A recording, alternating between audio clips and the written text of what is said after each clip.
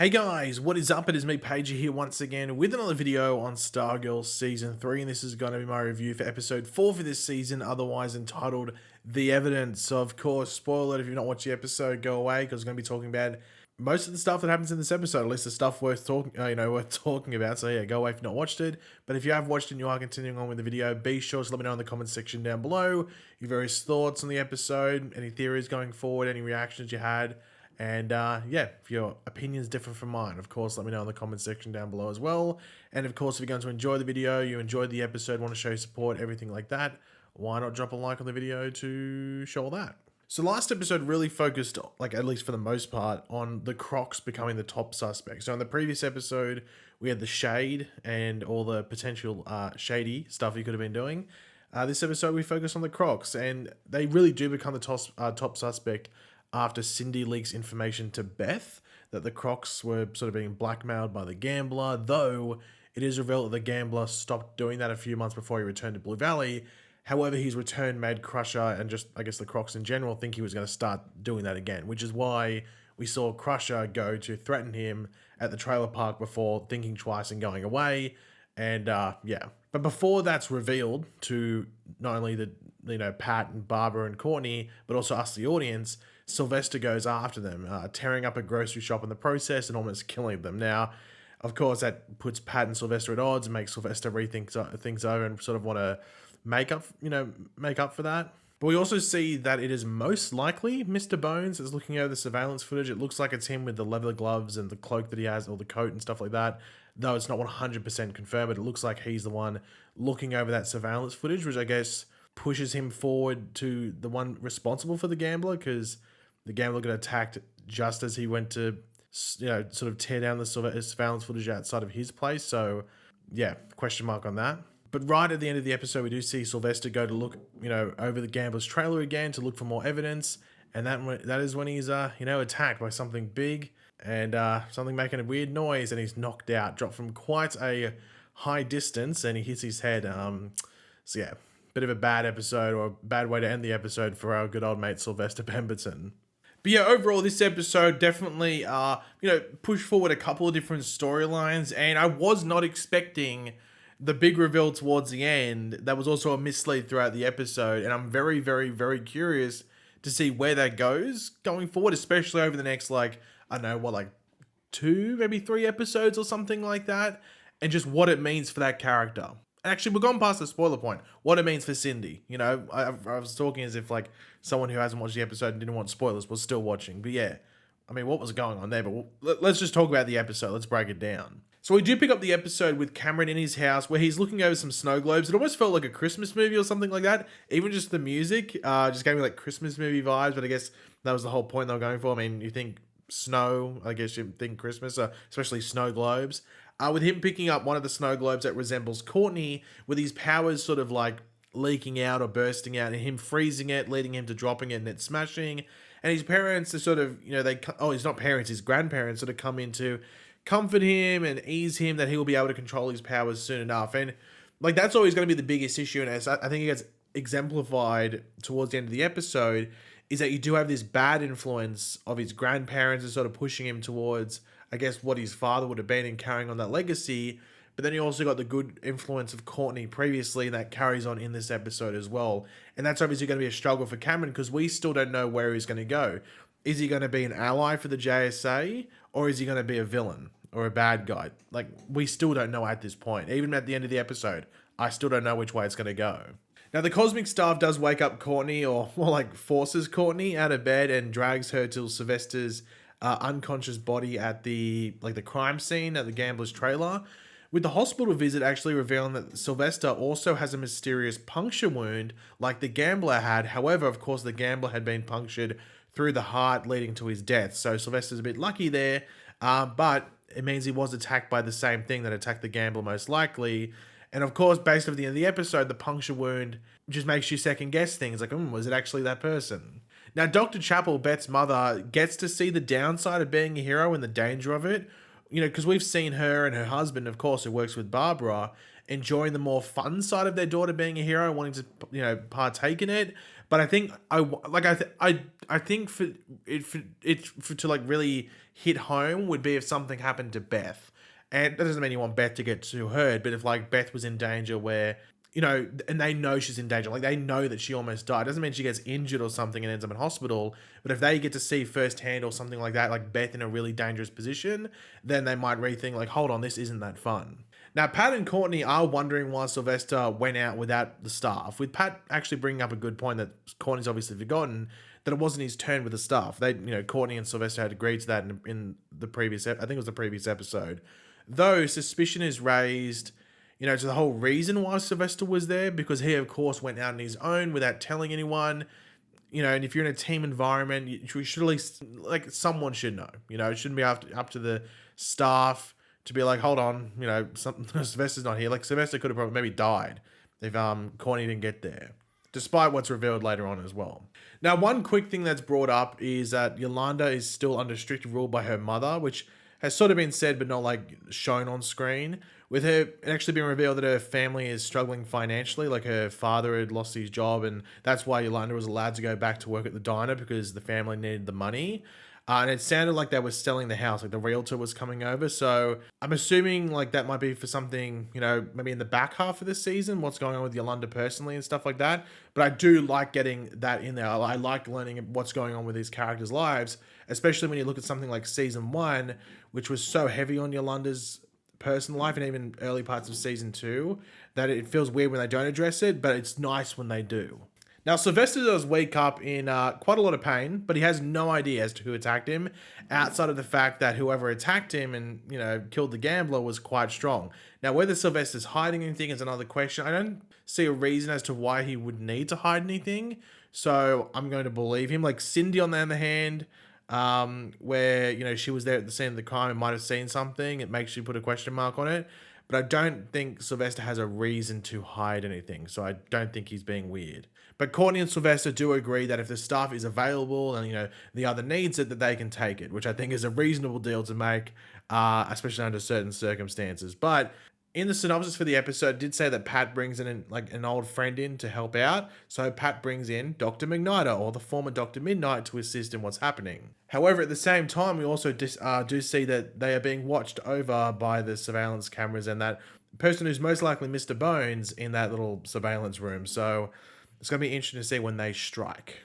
Now, Dr. McNider does see that Sylvester is healing at a quite accelerated rate, and believes that the cosmic staff over the years that that Sylvester used it embedded him with the cosmic energy, which would explain how he has come back to life. Now, it doesn't mean he's generating it like we see with Jenny Lynn Hayden or Green Lantern's daughter. It's more that he's just like storing it up, like he absorbs the energy from the cosmic staff, and that's what's allowing him to sort of be the way he is and be accelerated at healing and all that stuff. I'm interested to see if that upgrades over time throughout this season, and maybe what happens with him. Maybe he can use his powers or use powers without the cosmic staff. That's a wait and find out, but maybe that's where they're building up to. I'm not too sure. But we do have Sylvester sort of thinking over the choices, over his choices in life, considering how well Dr. McNider is going, that he sort of passed on from Dr. Midnight and handed that down to Beth, and how well she is going as well.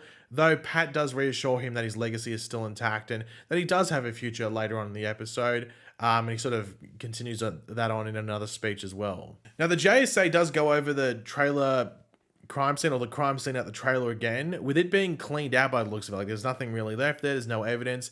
However, as they are about to leave, Beth's goggles do pick up a minuscule piece of DNA. I think it was like a skin cell. I think that's what it was. And it doesn't belong to anyone that was known to be at the trailer. It's from someone else that needs, they need to do some scientific stuff. With Dr. McNider going over the DNA that was found, and it appears that it belongs to Dragon King. Now, I was not expecting that, and I think I saw someone in the comments on a previous video, or maybe it was on Twitter in my mentions or something, say that they think it was Dragon King. Don't know if that was just a silly guess, like just going, I'll just chuck out a random name, or they legitimately thought that had something to do with Dragon King. Now, by the end of the episode, we're led to believe, no, it's not Dragon King, that's not what's going on, but it's heavily connected to him. Now, Beth does relay this information about, the skin cell at the trailer belonging to Dragon King, or them believing it to belong to Dragon King, to the other JSA members. And as you would expect, Yolanda and Rick believe this backs up their doubts over her. That, Cindy, is carrying on what her father was doing. But Courtney does bring up what she and also us saw in the Shadowlands last season and what Cindy went through in her childhood. However, we do see Cindy in the old ISA HQ where she sort of like set up shop in some pain with her eyes rolling or like blinking like a reptile, like Dragon King's eyes did. And the solution, I'm assuming that she is using, like that chemistry, like that chemist solution, like that, I don't know, potion, I don't even know what you would call it. It seems like that's slowly making her into, well, like Dragon Queen or Dragon Princess. I don't know which way you would put it. Because obviously she's going off her father's research and her father's work, and he might have been setting it up where, she could keep going even after he died. So, yeah, I don't know. She's like, all like her bones clicking and stuff like that. It's a bit gross. Now, Courtney does approach Cameron at school, and this is where she tries to sort of comfort him with her touching him, and this actually leading to an outburst of his powers, which we'd seen in the trailers. Now, this obviously rattles Courtney a bit at first, but she quickly jumps in to help him out, and Cameron sort of passes on the information that his grandparents had given him in regards to, not only himself, what's going on with him, but also his family's history, as well as what happened with his father. But they are keeping who killed his father from him, with Cameron actually thinking he died a hero. So that could be a bit awkward when he finds out the truth, and whether he processes that information as the truth, and what his father was actually doing, or be in denial, saying, no, I knew my father. He couldn't have done this. He was a hero. He tried to do this. That's a very interesting thing that I'm very curious about heading forward when or if Cameron learns out that information, and also, I guess, who gives him that information. If his grandparents tell him first, then maybe he processes it in a certain way. But if Courtney tells him, and maybe Courtney says that she had a part in his death, you're going to get different reactions, and I'm very, very interested to see which way they go down. Now, the Pat and Sylvester scenes throughout the episode I thought were pretty good. Crusher joining in I thought was pretty funny, but Pat's talked to Sylvester about, being a mentor, going forward into the next generation I liked. Of course, him getting the new suit might have pushed him to go along with that as well. But with the new suit, you'd think he'd want to be Starman more. So I'm wondering whether there's he tries to be too controlling, because that's sort of what we saw in the previous episodes as well. I didn't watch the trailer for next episode, but I'd assume he probably wears the suit because that was in one of the other trailers before the season premiered.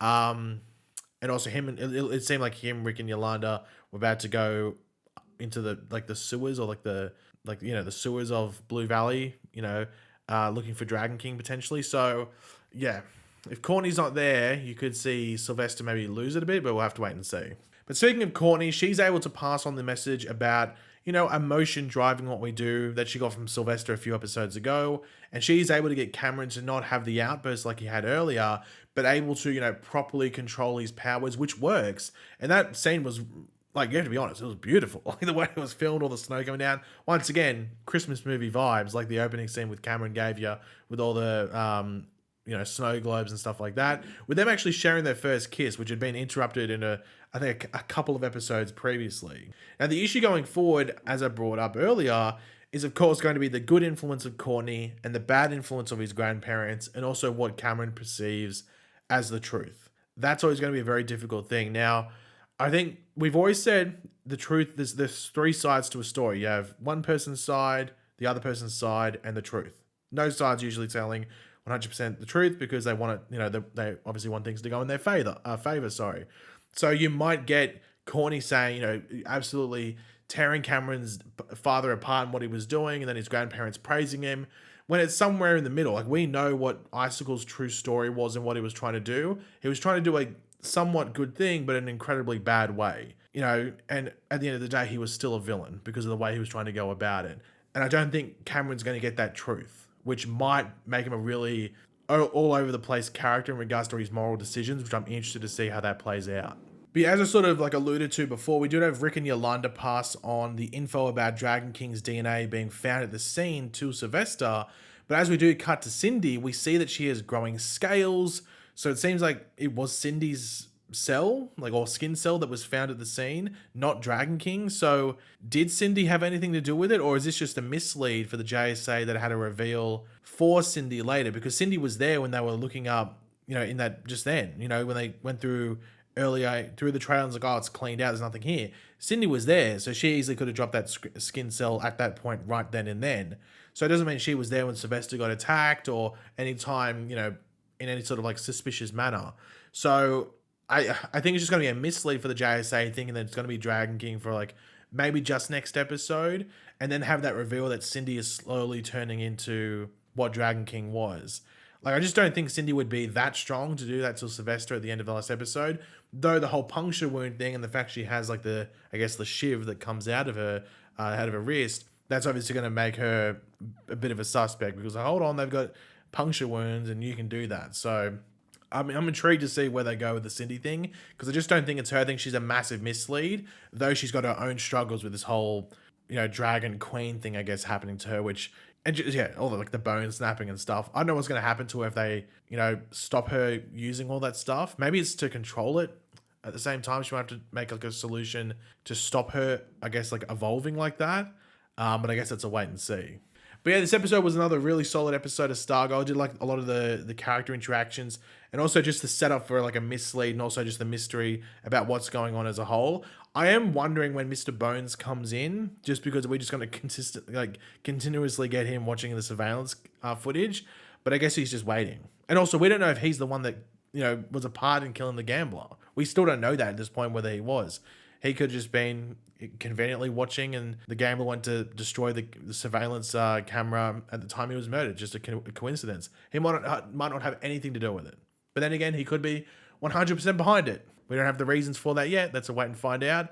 And I'm curious to see where that goes. But yeah, I think we have a break next week or the week after. I'm not too sure. I think next week we might not have an episode of Stargirl. It's the week after. I'm not too sure.